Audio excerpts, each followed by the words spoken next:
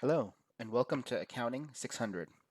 The purpose of this short video is to give you an orientation as to what you can expect for each week and also where everything is located in the online course site. As you know, this class is completely online and all the materials that you need can be accessed in Blackboard. So once you log into the Blackboard platform, you are going to be taken here to the announcement page, or if you're not in the announcement page, you can just click on announcements.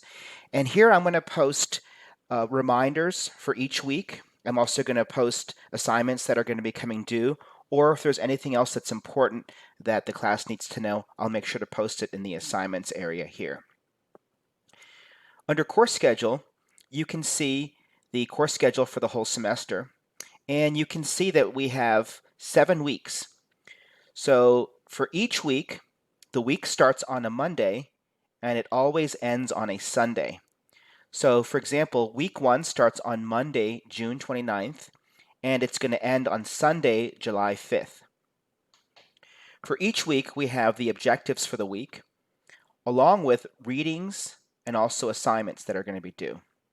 So for example, you can see for the first week, you should read chapter 1 by Wednesday. And within chapter 1, you can see that we have the A7D affair case. So that's case number 1.3. That's also in chapter 1. It's located on pages 35 through 37. The cases are always located at the end of each chapter. Also due by the end of the week, so due on July 5th, are a couple of things. You have to complete an icebreaker discussion, the weekly write-up 1, and week 1 discussion. So let's take a look at week 1. We can look here on the left and click on week 1 to see more detail on what you need to do for each week. Okay, so here under week 1, you can see that we have a couple things here. We have the weekly objectives, which are listed here. Also, we have the things that are going to be due. And then also, everything is due on a Sunday. So everything is always due on a Sunday at 11:30, okay, with very few exceptions. Okay, so you can see the first thing I should do is to read chapter 1 and watch the week 1 lecture video. The week 1 lecture video is located here, so you can click on the link and it's going to take you to a YouTube page. Hello, and welcome to week 1. And you can watch the video. Okay. Now the video is nice because you can always stop, you can always replay, and then you can listen to the video multiple times if you need to. Videos are typically 30 minutes in length. Also, I have a handout here, and this handout is used in the video. So you can see the handout here. It says week 1 outline. So when you watch the video, you can take some of your own notes, and it's not a coincidence that this handout is in Word format. So again, hello, you can see that the week 1 handout is the handout that I use in the video as well. Now, once you complete the reading for chapter 1 and watch the video, here we have a week 1 concept board. Okay, so this is not graded at all. So you can click here and you can ask questions or answer other people's questions. So for example, you can see here I asked 2 questions. So I said, what are some examples of consequentialism and non-consequentialism? So if you want, you could hit reply and then give some examples so you can answer other people's questions, or you can ask your own questions. Again, this is not graded, and this is completely optional. I want to mention also that on the concepts board, I encourage people to participate even though it's not worth a grade, but if there is any incorrect information, I will either edit the information for you or I may delete incorrect information or posts. And the purpose of doing that is to make sure that the discussion area or concept board is properly moderated and contains factually accurate information. I certainly don't want people to understand a concept incorrectly. So if you have an incorrect response or an incorrect post, then I will either edit it or I will delete it. And please don't be offended if I do that. Okay, going back to the week 1 folder, you can see that in purple, we have 3 things that are due for a grade. The first one is the discussion board. So for the discussion board, you can click here, and I have some starter discussion posts here.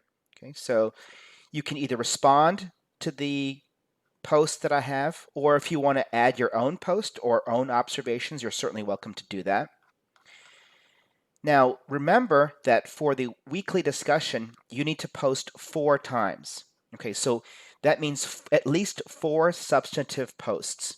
So you can respond to different questions. You can post your own observations. You can respond to other students' observations. You can provide an observation or background and then create your own question. So any mix of 4 posts will count towards your discussion grade for the week. Be advised that when you post, make sure that you have a substantive post. If you just post something like, I agree, or I think that's correct, technically that might be a post, but it's not going to count towards the discussion component of your grade. If you want more information on what a good discussion post looks like, you can click here under Discussion Rubric. Under Discussion Rubric, you can see all of the different elements that I'm going to be using to grade your weekly discussion.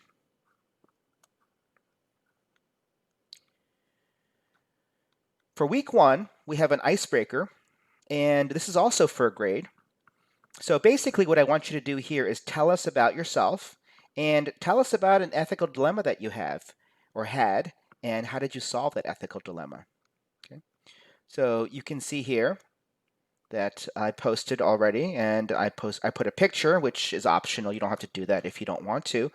But I introduce myself, and then I provide an ethical dilemma and how I resolve the ethical dilemma.